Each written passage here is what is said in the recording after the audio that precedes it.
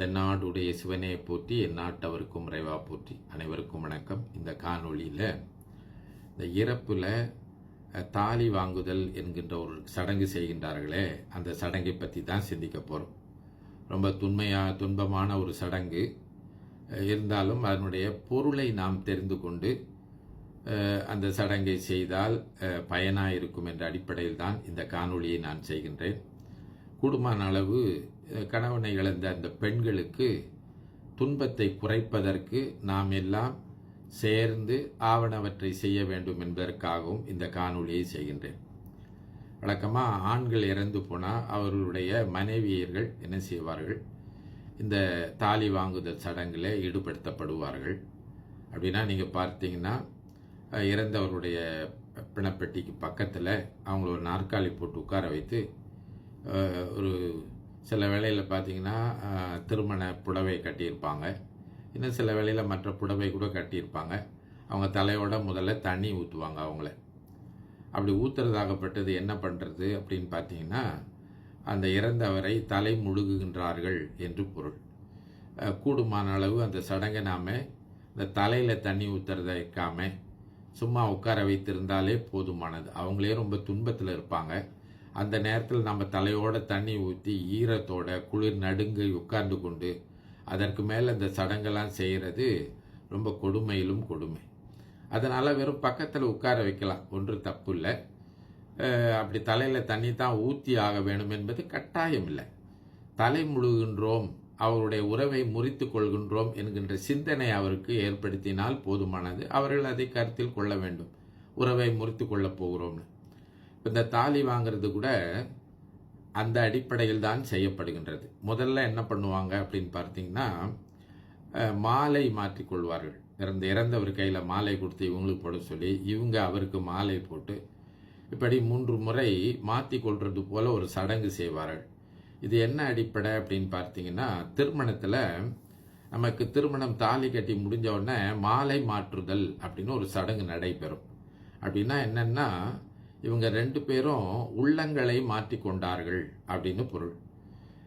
3 முறை மாற்றிக்கொள்வாங்க. ஒரு முறை மாற்றினா என்ன, ஏன் 3 முறை மாற்றணும் அப்படி சொன்னால், ஒரு முறை மாற்றுகின்ற போது கருத்து பதியாமல் இருக்குமானால், ஒரு 3 முறை மாற்றுகின்ற போது மனம் ஒன்றி கருத்து பதிந்து அவர்கள் செய்கின்ற அந்த செயலிலே ஈடுபட்டு செய்வார்கள் என்பதுதான் கருத்து. அதனால் என் உள்ளத்தை உங்களிடத்திலே கொடுத்தேன், உங்கள் உள்ளத்தை என்னிடத்திலே பெற்றுக்கொண்டேன் அப்படிங்கிறதுக்காக மாலை மாற்றி மாற்றி போட்டுக்கொள்வார்கள். இதுதான் மாலை மாற்று, திருமண மாலை மாற்றுதல்.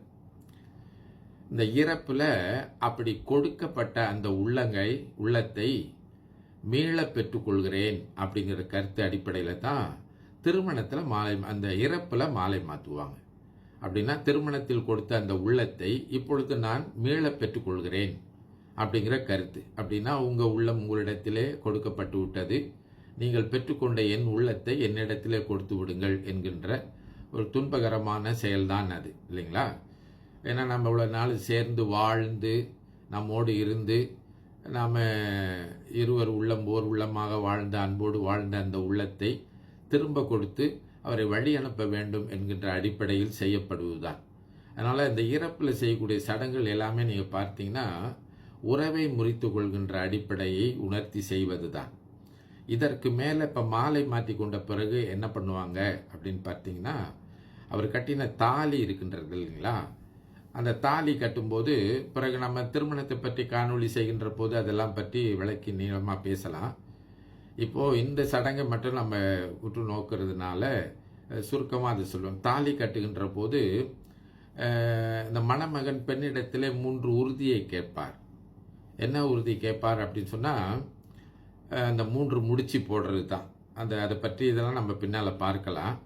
அதில் ஒன்று, அவர் அந்த பெண்ணை தனக்கு உரியவளாக தன்னுடைய உடைமை பொருளாக கொள்வதாக அந்த திருமணத்தில் நாம் கொள்கிறோம். அதனால தான் ஏன் மனைவின்னு சொல்கிறோம், இல்லைங்களா?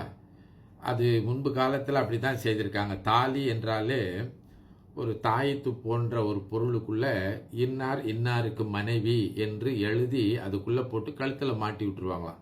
அதை தாளம் அப்படின்னு சொல்கிறது பின்னால் தாலி என்று வந்தது அப்படின்னு சொல்லுவாங்க. இப்போ நாம் திருமண பதிவில் போய் என்ன செய்கிறோம், இவருக்கு இன்னார் மனைவி அப்படின்னு சொல்லி இந்த திருமண பத்திரம்னு சொல்கிறாங்க இல்லைங்களா, அதில் இன்னாருக்கு இன்னார் மனைவி அப்படின்னு சொல்லி நம்ம இப்போ நவீன முறையில் அப்படி திருமண ஒப்பந்தம் நடைபெறுகின்றது. அப்போது திருமணத்தில் ஒரு ஒப்பந்தம், என்ன ஒப்பந்தம்? அவர் இந்த பெண்ணை மனைவியாக ஏற்றுக்கொண்டார், இந்த மனைவி அந்த பெண் அவரை கணவராக ஏற்றுக்கொண்டார் என்று சொல்லி ஒரு ஒப்பந்தம் செய்து கொண்டோம். எந்த அளவில்? மனது அளவில். அதற்கு அடையாளமாக தாலி கட்டுகின்றோம் இல்லையா? அப்போ திருமணத்தில் அப்படி ஒப்பந்தம் செய்து கொண்ட அந்த ஒப்பந்தத்தை இந்த இறப்பில் நாம் முறிக்கின்றோம் என்பதுதான் தாலி வாங்குதல் என்கின்ற சடங்கு. அப்படின்னா அவர் ஒப்பந்தம் செய்து அதனுடைய அடையாளமாக கட்டிய அந்த தாலியை திரும்ப மீட்டு கொண்டார் அப்படிங்கிறதுக்காக அந்த தாலியை எடுத்து அவர் கையில் வச்சு என்ன பண்ணிடுவாங்க, ஒரு கிண்ணத்தில், பால் கிண்ணத்தில் அந்த தாலியை போட்டுருவாங்க. இதுதான் தாலி வாங்குறது சடங்கு. இந்த சடங்கை அன்றைக்கே செய்து விடுவது நல்லது. ஏன்னா நீங்கள் பார்த்தீங்கன்னா சிலர் இந்த 16ஆம் நாள் வரைக்கும் காத்திருந்து 16ஆம் நாள் இரவு தாலி வாங்குதல் அப்படின்னு ஒரு சடங்கு செய்வாங்க. அது ரொம்ப கொடுமையானதுங்க. 16ஆம் நாள் நீங்கள் பார்த்தீங்கன்னா அந்த பெண்ணை அலங்காரம் பண்ணி தலையில் பூவெல்லாம் வச்சு வளையெல்லாம் போட்டு, பிறகு சில கைம்பெண்கள் போய் அந்த பொட்டை அடித்து அந்த வளையலை நொறுக்கி, பிறகு தலையில் இருக்கின்ற பூவெல்லாம் எடுத்து, அது ரொம்ப ஏற்கனவே அந்த பெண் கணவனை இழந்து 16 நாட்களுக்கு ரொம்ப துன்பப்பட்டு கொண்டிருப்பாங்க.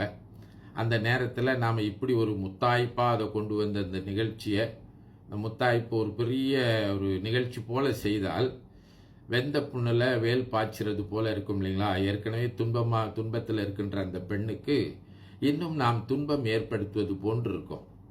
அதனால் அன்றைக்கே அந்த தாலி வாங்குகின்ற சடங்கை செய்து விடுவது சிறந்தது அப்படின்னு நம்ம எண்ணி பார்க்க வேண்டும். நாம் அந்த இறந்த பெண்ணுக்கு அவருடைய துன்பத்தை குறைப்பதற்கு தான் முயற்சி பண்ணுமே தவிர, அதை இன்னும் கூட்டுவதற்கு அந்த சடங்கை இன்னும் மிகைப்படுத்தி 16 நாள் வரைக்கும் காத்திருந்து இல்லைங்களா அப்படிலாம் செய்ய வேண்டும் என்பதை தவிர்த்தல் நலம். முன்பு காலத்தில் தான் அப்படி தெரியாமல் நாம் செஞ்சாங்க. இப்போ உள்ள காலகட்டத்தில் நாம் அப்படி செய்ய வேண்டியதில்லை. அப்போ இன்னும் கூட நாம் ஒரு கருத்து சிந்திக்கலாம். இந்த கணவன் இழந்த பெண்கள் பொட்டு பூ இதெல்லாம் வைத்து கொள்ளலாமா அப்படின்னு கேட்டிங்கன்னா, அது அவரவருடைய விருப்பங்க. நீங்கள் இந்த பெண்கள் பார்த்தீங்கன்னா சிறு வயதிலிருந்து பூ, பொட்டு, வளையல் இதெல்லாம் அவங்க போட்டு வந்தது. எது அவங்க போடாமல் வந்தது அப்படின்னா, தாலி மட்டும் ஒன்றே போடாமல் வந்தது. தாலியை மட்டும்தான் கணவன் திருமணத்தில் கொடுத்தான். அவன் இறந்த பிறகு அந்த தாலியை மட்டும்தான் மீட்டுக்கொள்ள வேண்டும். அவன் பொட்டையோ பூவையோ அந்த பெண்ணினுடைய வளையலையோ பறிப்பதற்கு அவனுக்கு உரிமை கிடையாது இல்லையா? அதை பெண்கள் சிந்தித்து பார்க்க வேண்டும். இன்னும் அந்த காலம் மாதிரி நாம் நினச்சிட்டு இருக்கக்கூடாது, கணவனை இழந்த பெண் வெள்ளை சேலை தான் உடுத்தணும், கணவனை இழந்த பெண்ணுக்கு மொட்டை அடிக்கணும், கணவனை இழந்த பெண்கள் தன்னை அழகுபடுத்தி கொள்ளக்கூடாது அப்படிலாம் எண்ணக்கூடாது. அந்த கணவன் உயிராக இருந்தால் என்ன நினைச்சிருப்பா? என்னுடைய மனைவி எப்பொழுதும் அழகாக இருக்க வேண்டும் நினைக்கிறது தானே ஒரு நல்ல கணவனாக இருக்க முடியும். நான் இறந்த பிறகு என்னுடைய மனைவி இப்படி அழகாகவே இருக்கக்கூடாது எண்ணினான்னு சொன்னால் அவன் அன்பு உள்ள கணவனாக இருக்க முடியுமா? கண்டிப்பாக இருக்க முடியாது. எல்லா கணவன்மார்களும் தன்னுடைய மனைவி தனக்கு பிறகும் அழகாக இருக்க வேண்டும் என்று தான் எண்ணுவார்கள். ஒருவேளை அந்த பெண்ணுக்கே தன் கணவன் போன பிறகு இனி தனக்கு அழகு வேண்டாம் என்று எண்ணினால் அவள் வேண்டுமானால் வைத்துக்கொள்ளலாம், பொட்டு வைக்காமல் இருக்கலாம், பூ வைக்காமல் இருக்கலாம். ஆனால் அவளுக்கும் வைத்துக்கொள்ள வேண்டும் என்று எண்ணம் இருந்தால் வைத்துக்கொள்வதில் எந்த தவறும் இல்லை.